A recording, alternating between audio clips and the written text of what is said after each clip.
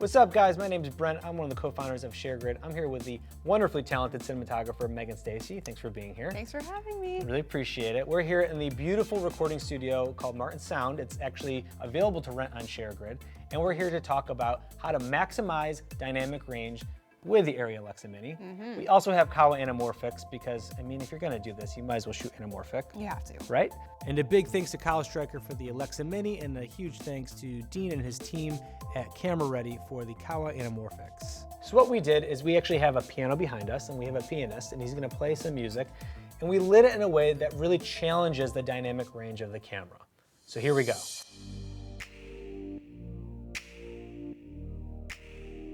Number one is knowing your LUT. So how do you use a LUT to your advantage? Right, so the LUT that I use most of the time, the LUT that I kind of start off with and then alter for certain projects, is a little crunchier than the standard ARRI 709. So that is helpful with camera with high dynamic range or a contrasty scene because you're kind of protecting your blacks a little bit, right? So in post, you have a little bit of room to manipulate because I like to light pretty dark, you know? That's smart. Like to get in the low area. Yeah. So I like to use LUTs in that way to help me protect my blacks. Very smart. Okay, so number two is understanding your ISO. Now, every camera has a native ISO. The Alexa's happens to be 800, which is what we're shooting at.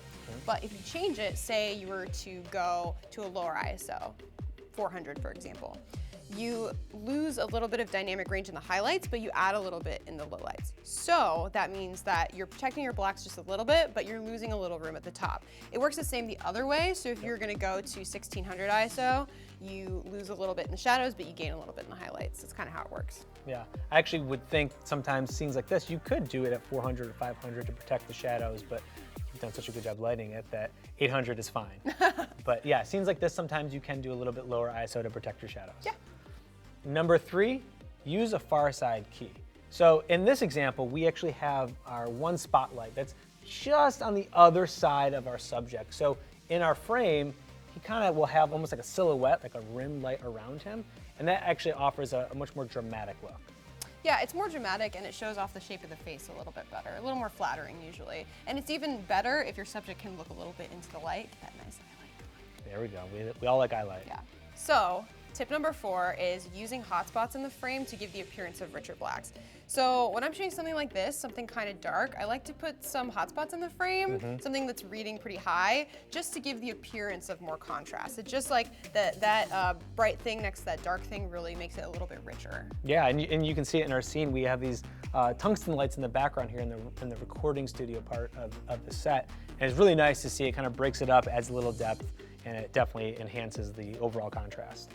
Number five, haze can actually help reduce the overall contrast. It actually raises your blacks a little bit. So if you actually don't want things to feel so crunchy and so contrasty, using a fog machine or a hazer like what we have here can actually bring up the levels of your blacks just a little bit. Yeah, and just be careful sometimes when you're using a hazer where you set your fill light because sometimes you can feel it lighting up the haze in certain spots. Number six, use negative fill. So a lot of times with high dynamic range cameras or something that's really sensitive like the Alexa, the key is actually to take away light instead of add light. So instead of using fill or a bounce, you put in just a piece of black fabric, duvetine or a 4x floppy or whatever you have there, and it just helps create more contrast. Yeah, I remember in the early days, I used to always think the answer was adding more light. And I remember finally learning that just taking away a little bit of light and adding some negative fill really can help enhance your overall image. And number seven, and this is maybe my favorite, I say this a lot, test your camera. Don't always rely on what the manufacturer says. Get your hands on a camera, go to a rental house, rent it, whatever you gotta do, and run your own tests. Exactly. I've done like bracketing exposure tests with a bunch of different cameras, and it's important to test the limits, you know, how far you can push the camera. Yeah. I wouldn't rely on the manufacturer to tell you what it is, because sometimes it's not exactly accurate. Yep. So yeah, I recommend test your own gear. That's right.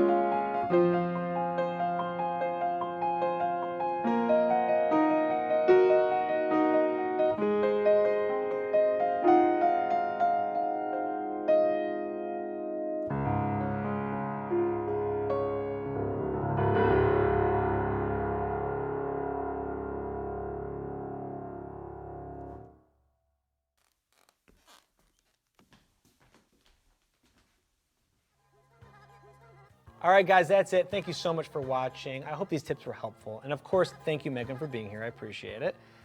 So don't forget to subscribe and comment below. I love hearing all your comments. And of course, don't forget to get out there and start creating.